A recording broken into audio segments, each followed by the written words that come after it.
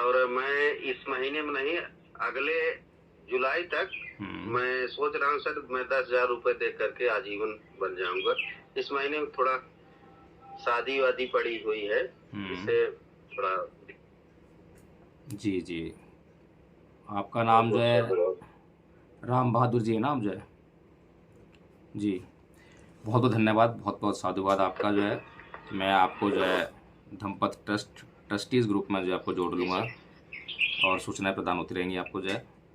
तो और कुछ कहना है क्या? बहुत बहुत साधुवाद। तो प्रिय धम्बंधु, हंसना एक दवा है। जो लोग तनाव में रहते हैं, द्वेष रंजित रहते हैं, घृणा से भरे हुए होते हैं, उनके लिए हंसना एक दवा है। लेकिन हमें ये नहीं भूलना चाहिए कि हंसना जो है समता नहीं है। ये एक ऐसी दवा है जैसे कि हम जब किसी रोग से ग्रस्त हो जाते हैं तो उस रोग को काटने के लिए कुछ हाई प्रेशर टेक्निक का इस्तेमाल करते हैं, या फिर एक दवा लेते हैं जो कि उस रोग को काटने के लिए कुछ साइड इफ़ेक्ट भी शरीर को देती है। तो मेरा ये प्रश्न था, मैंने छोटा सा एक आकलन आप लोगों के सामने प्रस्तुत किया है। बिल्कुल बिल्कुल, सुबह का समय जो है वास्तव में बहुत से लोगों के लिए कष्टकारी होगा, और बहुत से लोग जो हैं जो प्रमाद में रहते हैं, सुबह सुबह नींद की समस्या रहती है, तो वो भी एक समस्या बनी रहती है। तो घबराना नहीं है हमें, हम चाहे कम संख्या में हैं, और ध्यान रखना चाहिए कि कार्ल मार्क्स की मृत्यु के समय केवल 14 अनुयायी थे। हमें ऐसा बनना है, हमें ऐसा सीखना है, ऐसा परिपक्व होना है, और हमें सबको परिपक्व होना है। और इसीलिए हम बार बार जो है पंचशील दोहराते हैं, बार बार आनापान सती के लिए लोगों को आमंत्रित करते हैं, वंदना के लिए आमंत्रित करते हैं। सीखिए, रोज़ सीखिए, और जैसे ही सीख जाएं तुरंत आइए। आपसे गलतियां होंगी, और गलतियां सबसे होती हैं, ऐसा कोई नहीं है जो गलती ना करता हो, चाहे वो देश राज्य हो, चाहे वो मैं हूँ, कोई भी हो, हम सभी गलती करते हैं। गलतियों से कभी ना घबराएं। सबसे पहले वंदना करना और कराना सीखें। जैसे ही आपको वंदना कराना आ जाए, उसमें सिर्फ 3 अंग हैं, नमन, तिसरण और पंचशील। इसको आप याद कर लें, और जैसे ही याद हो जाए तुरंत बताएं कि आज मैं वंदना कराऊंगा। और जैसे ही आप वंदना कराने लगेंगे, 2-4 बार करा लेंगे, तो आप बहुत हैबिचुअल हो जाएंगे, और आपके वंदना कराने का ढंग भी आपका जो है अच्छा हो जाएगा। और कुछ समस्या होंगी तो हम सब मिलकर उनको दूर करने का काम करेंगे।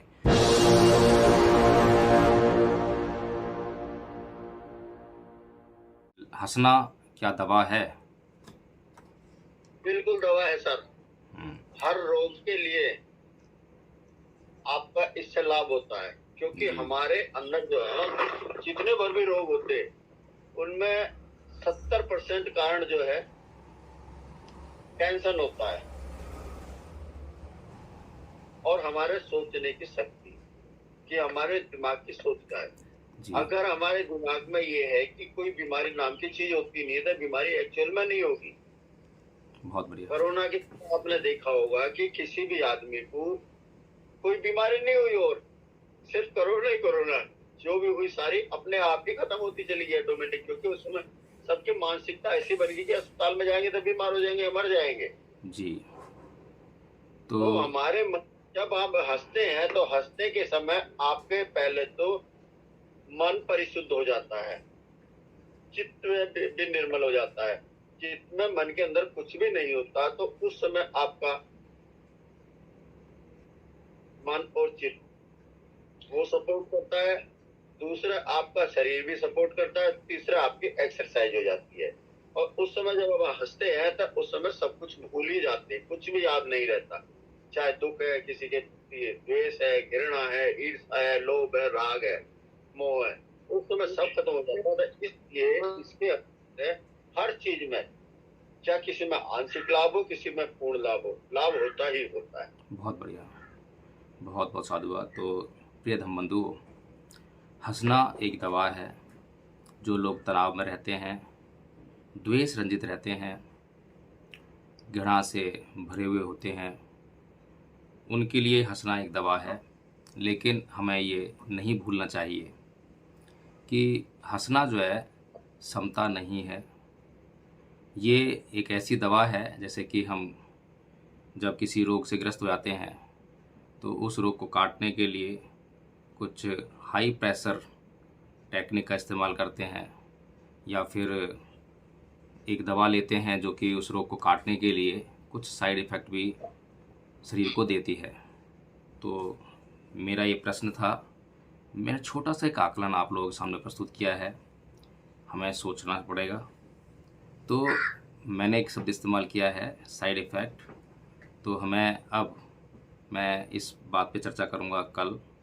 तब तक के लिए आप लोग इस पर विचार करें कि हंसने के क्या साइड इफ़ेक्ट हो सकते हैं, क्योंकि इसके गुड इफ़ेक्ट्स तो बहुत अच्छे हैं। जैसे राज ने बताया कि जो लोग तनाव में रहते हैं, जो लोग समता में नहीं रहते हैं, जिनकी ज़िंदगी माइनस में चली गई है, उनको माइनस में से जीरो पर लेकर आना, फिर पॉजिटिव की तरफ लेके आना, उसके लिए जो है हंसना बहुत ज़रूरी है। जो लोग घृणा से भरे हुए हैं, जो लोग द्वेष रंजित हैं, जो लोग हंसना भूल ही चुके हैं, मुस्कान तक उनके चेहरे पे आना बड़ा मुश्किल हो गई है, उनके लिए हंसना एक दवा है। इसीलिए जो हंसना है, सुबह सुबह लाफिंग सेशन कराया जाता है ताकि आप लोग जो है पॉजिटिव हो जाएं। आपके मन से जो है वह द्वेष किसी के भी प्रति हो, घृणा किसी के भी प्रति हो, कहीं ना कहीं हमारे जहन में रहती है।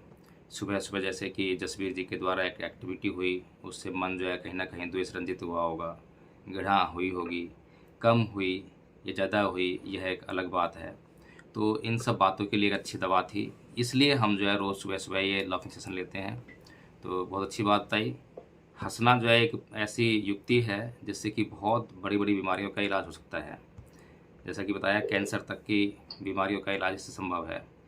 लेकिन अगर आप समता में हैं तो आप किसी भी बीमारी से ग्रस्त नहीं होंगे, और किसी भी बीमारी से जब आप ग्रस्त नहीं होंगे तो इस तरह की कोई भी दवा, जैसे कि आप कैंसर आप ग्रस्त हो जाएं और कैंसर की जब दवा खाएंगे तो उस पर जो है उस बीमारी से छुटकारा पाने के लिए जब दवा लेते हैं तो उसके साइड इफ़ेक्ट्स होते हैं, वो बॉडी पर झेलने पड़ते हैं।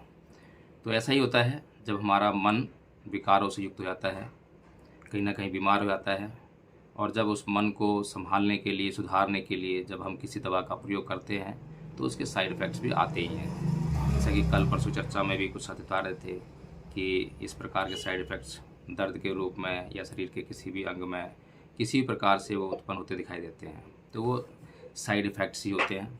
तो ठीक है, आज की चर्चा का विषय देशराज जी, मेरे ख्याल से जो पीछे एक पारमिता थी, दान पारमिता, 10 पारमिताओं में से पहली ही पारमिता थी, उस पर आपने खूब अच्छी तरह चर्चा की। उसके बाद मैंने आपसे कहा था कि एक और विषय है, वो है श्रद्धा। तो श्रद्धा पर चर्चा करें आज, यही आज के धम चर्चा का विषय है। तो इसको आगे बढ़ाएं देशराज जी।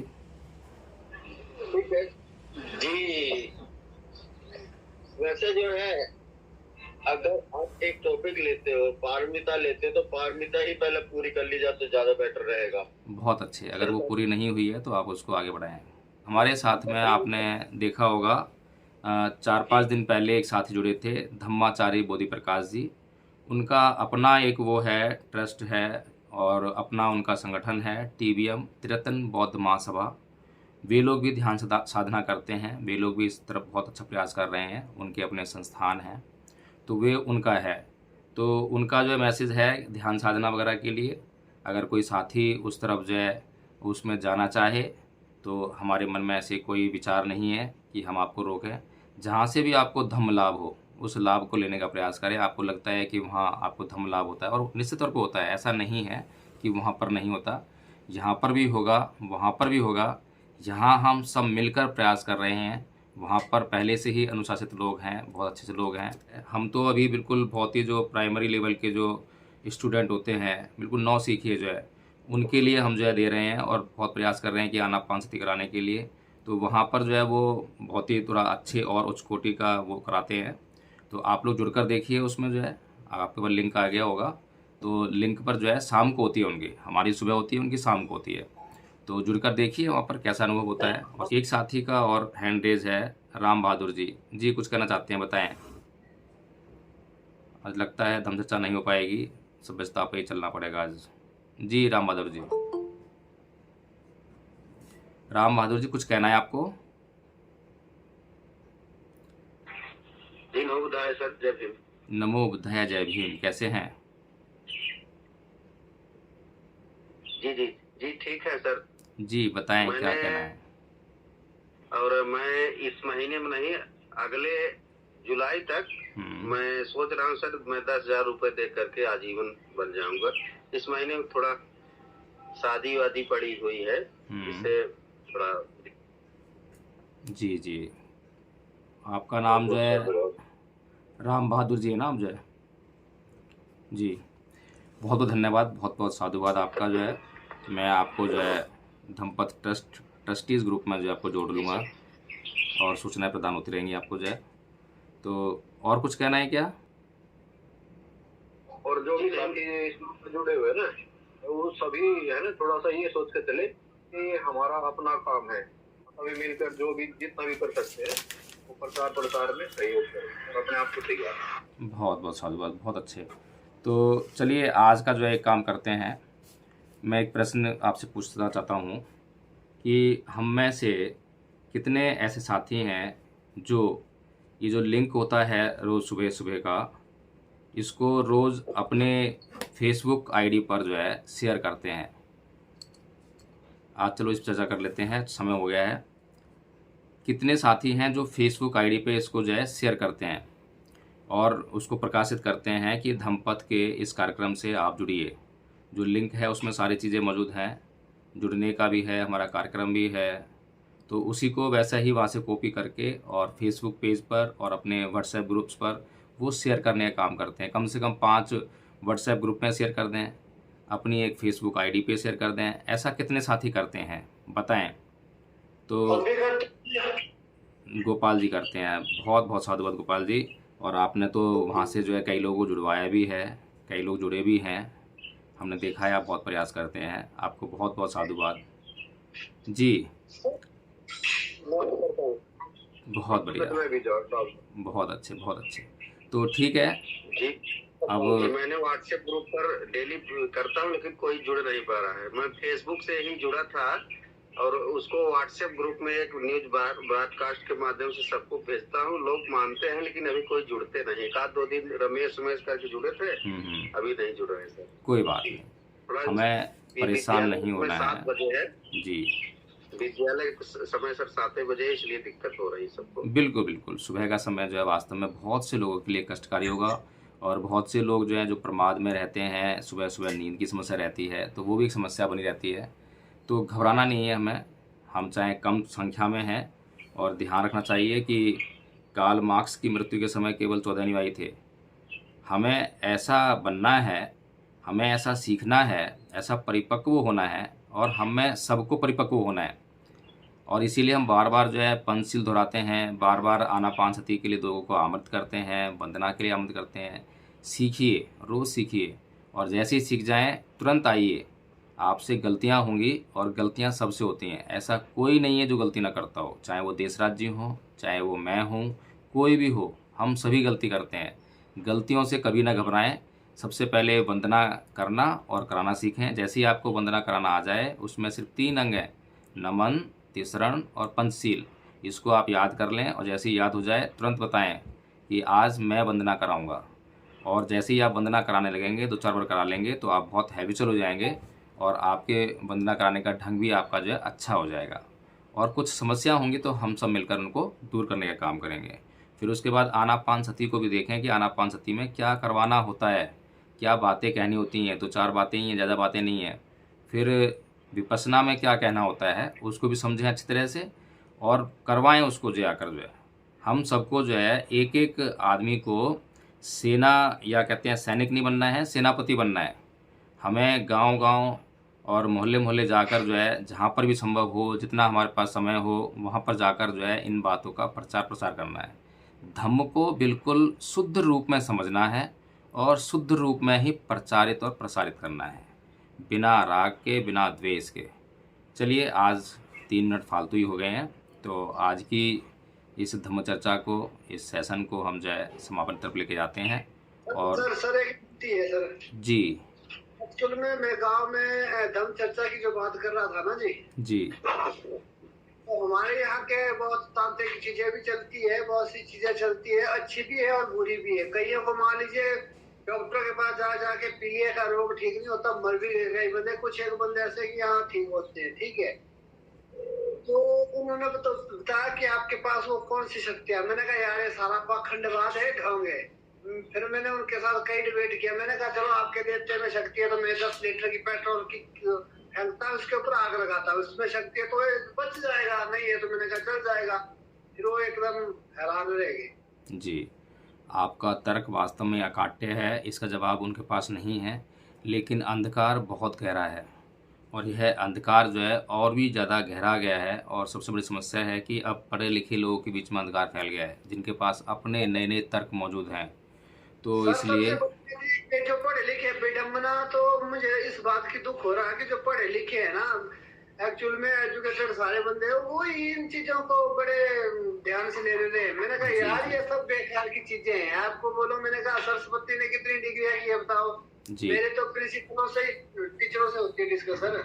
ठीक है गोपाल जी, बहुत बहुत साधुवाद आपका, बहुत अच्छी बात है। और कभी भी द्वेष रंजित होकर जो है किसी से बहस ना करें, और बहस तो करें ही ना, बहस करने का विषय नहीं है। सिर्फ हम जो है कोई चाहता है उसको बात करना तो बात करें, और बात करने का मकसद जो है बहस करना नहीं होना चाहिए।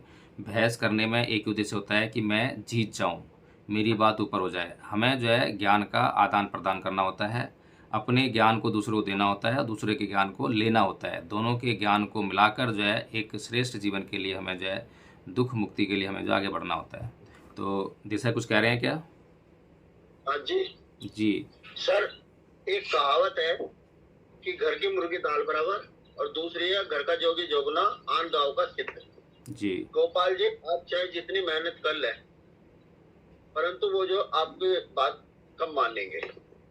वकील साहब को ले जाओ, डॉक्टर साहब को ले जाओ, बाहर के किसी भी आदमी को ले जा करके आप बात करवाओ, एक छोटी सी होम मीटिंग करवाओ। उसमें ये जरूरी नहीं कि 100 आदमी 50 आदमी, चाहे भले ही 5 आदमी हो, उनसे वार्तालाप कराओ बच्चों से। वो जाकर के समझाएंगे तो लोग बात मान जाएंगे, आपकी नहीं मानेंगे। जी सर बात ठीक है, बात आप बहुत अच्छी है। अगर बाहर के सुनो, ये आए हैं हिमाचल में, इन्होंने देखा है कुछ एक ऐसे बंदे। सर एक बात विनती है सर, कुछ एक बंदे ऐसे आए, उनकी गाड़ी का एक्सीडेंट हो गया, पूरी गाड़ी मर गई। अब उसका जिम्मेदार कौन होगा बताओ? देखिए, ये जो हम बातें कर रहे हैं, ये बातें एक मिनट बोलिए सर, बोलिए, मैं सुन रहा हूँ। गोपाल जी, ऐसा है कि अभी है ना कई चीजें हैं, अभी आप स्वयं से भी अभी क्लियर नहीं है। और पहले आप है ना, मैं ये चाहता हूँ कि पहले 1-2 आप मेडिटेशन विपश्यना के शिविर कर लें, आप वहां से थोड़ा सा क्लियर हो। अभी कई जगह थोड़े से जाले हैं, उन जालों को थोड़ा सा हटेंगे तो आप आपकी जो खुद का अनुभव से जो समझ डेवलप होगी ना, वो बहुत हमारे कहने सुनने में और कोई किसी के समझाने में बहुत फर्क होता है। तो अनुभव के आधार पर जो आप जानेंगे ना, वो आप बेहतर दे पाएंगे। जी तो बहुत बढ़िया बात कही डॉक्टर साहब, बहुत बढ़िया बात की। उसको इस शिविर के माध्यम से कोई काम रखा जाए, हाँ, तो उनको जल्दी समझ में आएगा। कहीं भी रखना हो, एक शिविर के माध्यम से बातें नहीं, एक व्यवहारिक कार्यक्रम होना चाहिए। तो बहुत बड़ा व्यवहारिक कार्यक्रम है।